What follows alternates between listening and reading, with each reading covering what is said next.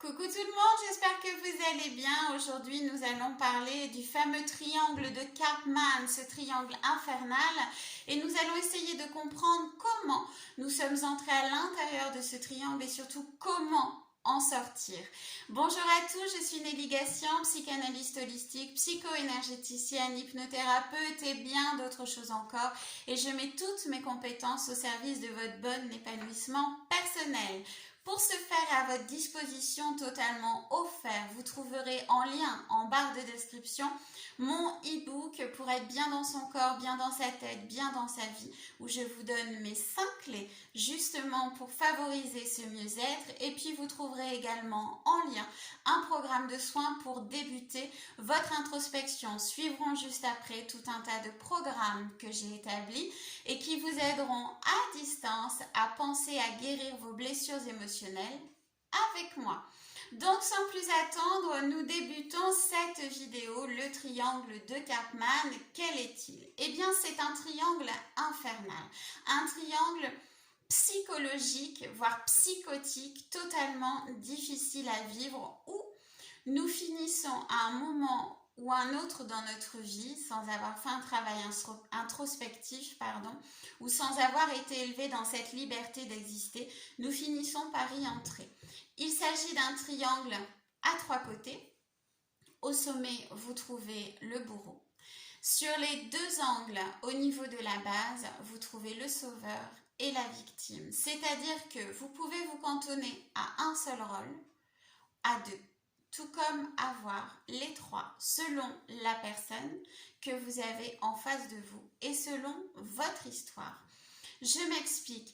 Le bourreau, par exemple, le bourreau est une personne qui a vécu des choses certainement délicates, qui a un problème d'estime de lui-même, qui a besoin de briller, d'être bien dans sa vie, qui a besoin de régler certains conflits et qui va se servir de la victime pour pouvoir finalement rabaisser, amoindrir, anéantir ce côté de lui victimisant finalement qu'il ne supporte pas, et peut-être ce côté victimisant que ses pères ont très souvent chahuté, humilié, battu et tout ce qui s'ensuit. Cependant, nous ne sommes pas obligés d'être un bourreau pervers narcissique.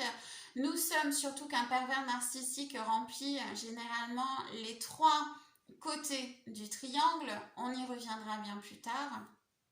Mais un bourreau peut être une personne paraissant totalement bienveillante et étant dans une manipulation consciente, inconsciente, ça dépend des bourreaux, de bienveillance par exemple. C'est-à-dire que moi, j'ai vécu par exemple une situation extrêmement délicate dans ma vie, je m'en suis sortie, mais j'ai besoin que la terre entière sache que je m'en suis sortie, et surtout, tout autour de moi, j'ai des personnes qui font partie des sauveurs ou qui font partie des victimes, qui me voient justement au sommet et à qui j'ordonne quelque part de suivre un certain chemin, puisque c'est un chemin qui m'a fait du bien pour moi.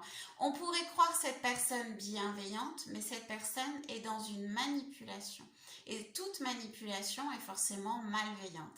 C'est pas parce que quelque chose vous a fait du bien à vous qu'il fera du bien aux autres. Chacun son histoire, chacun son rythme.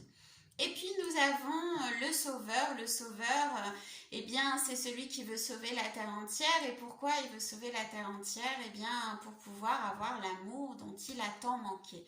Il souffre très souvent de blessures d'abandon, voire de rejet, et a besoin, en s'évertuant énergétiquement à satisfaire et à sauver tout le monde, il vient acheter inconsciemment l'amour ou l'amitié des autres et l'attention qui lui a manqué. Et puis nous avons la victime qui peut avoir comme compagnon, compagne, ami, proches d'ailleurs aussi, qui sont à la fois bourreaux et sauveurs. Pourquoi? Eh bien parce qu'une victime quelque part se conforte dans son rôle de victime, c'est-à-dire qu'elle aussi, elle a besoin d'une certaine attention, mais elle a souffert de tout un tas de blessures émotionnelles. Rappelez-vous les 5 blessures de l'âme dont j'ai parlé dans une des anciennes vidéos. l'abandon, le rejet, l'humiliation, l'injustice. Vous retrouvez toutes les capsules dans les vidéos sur ma chaîne, donc je vous invite vraiment à aller voir tout ça ou de lire le livre de Lise Bourbeau, Les 5 blessures de l'âme. Donc cette victime, elle a vécu tout un tas de blessures, mais elle se conforte finalement dans ce rôle de victime. Ça va être aussi la personne, par exemple, qui souffre de certaines pathologies et qui va paraître aux yeux des autres super forte, qui va d'ailleurs vous montrer qu'elle est forte et qu'elle va y arriver, mais elle va justement avoir besoin du regard des autres qui lui disent mais oui effectivement tu es fort ou tu es forte et tu vas y arriver. Quelque part on a toujours besoin du regard des autres pour exister et quoi qu'il en soit, dans ces 3 catégories, le regard des autres est important. Nous avons vu dans la capsule du mois dernier qu'il était important de se détacher justement de ce regard des autres pour retrouver sa liberté d'exister. Le bourreau va avoir besoin d'être illuminé, va avoir besoin qu'on l'admire. Donc ça va être celui qui brille financièrement, qui brille intellectuellement, qui a de bons aspects extérieurs, mais qui à l'intérieur et parfois même à l'intérieur de son foyer est d'une terreur absolue et d'une horreur absolue ou parfois même envers lui-même.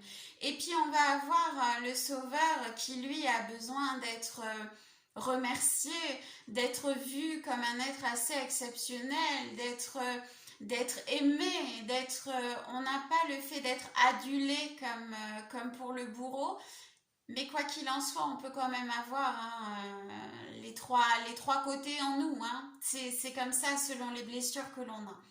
Et donc du coup, en fait, il va aller chercher cet amour, cette amitié, cette attention, le fait d'être aimé de partout pour pouvoir combler un manque. Et puis cette victime qui a besoin du regard des autres pour être victimisée et pour avoir l'attention, encore une fois, nécessaire, quoi qu'il en soit, on va chercher l'attention dans le regard de l'autre. Donc comment se sortir de ce triangle infernal ? Eh bien, encore une fois, c'est par l'introspection, mais on ne va pas se réveiller un matin en disant « je vais aller m'introspecter ». Ça ne se passe pas comme ça. La vie va vous mettre face à des situations. Donc pour la victime, eh bien ça va être peut-être d'avoir un compagnon ou une compagne justement bourreau et de vivre certaines violences qui sont terribles à vivre. Elles peuvent être psychologiques, elles peuvent être physiques, elles peuvent être dans la manipulation, dans le narcissisme, dans toutes ces choses-là. Et au bout d'un moment, se rendre compte psychologiquement qu'elle est en train de dégringoler pour pouvoir se rendre compte qu'il est temps pour elle de faire les changements nécessaires. Certains y arriveront, certains n'y arriveront pas. Rien n'est jugeable, de toute façon tout est entendable et chacun son histoire de vie surtout. Et puis nous avons le sauveur qui un jour va se retrouver en disant oui, j'ai passé tout mon temps à aider cette personne, en fait, j'ai aucun retour. Moi, j'ai besoin d'un coup de main et on m'en donne pas, mais pourquoi est-ce qu'on vous en donnerait? Vous avez montré à la terre entière que vous étiez fort et vous étiez capable de tout gérer. Donc les gens savent que vous gérez tout. Puis très souvent, quand on est un sauveur, on n'aime pas recevoir de l'aide. Non, puisque nous, on est fort. On peut aider tout le monde. Donc forcément, vous ne laissez pas la place aux autres. Et puis, il va y avoir cette prise de conscience-là. Et c'est cette prise de conscience-là qui va amener un travail introspectif ou pas, encore une fois. Et puis le bourreau, c'est très rare quand il s'introspecte parce qu'il aime bien sa place de dominant. Donc, il peut y avoir certaines personnes qui vont avoir une prise de conscience par rapport à ça, mais c'est quand même très très rare parce que ce qu'on aime, c'est être en haut de l'affiche. Et justement, c'est pas pour rien si le bourreau, je vous ai dit qu'il se trouvait au sommet. Lui, il aime dominer, il aime voir tout ce qui se passe et tous les autres finalement sont en bas de lui. Et il fait en sorte d'avoir autour de lui des gens qui se trouvent en bas, c'est-à-dire des gens avec une estime d'eux-mêmes bien plus faible que la sienne puisqu'il a besoin de garder le dessus. On peut être un bourreau quoi qu'il en soit, on est mal intentionné, hein. Même si on paraît bienveillant aux yeux des autres et toujours de bons conseils, certains vous diront, ah oui, non, non, mais moi je suis plus là dans le sauveur finalement, hein, de manière totalement inconsciente, parce que je veux le bien des gens.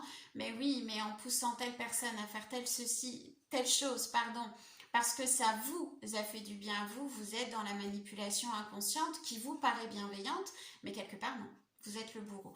Parce que la personne qui est victime va aller chercher ce réconfort, cette solution-là, puisque c'est vous qui êtes au sommet et qu'elle adulte qui lui avait donné ce conseil-là, sauf que c'est pas le moment pour elle, et elle va être dans un état catastrophique, parce que chacun a son histoire, chacun son rythme.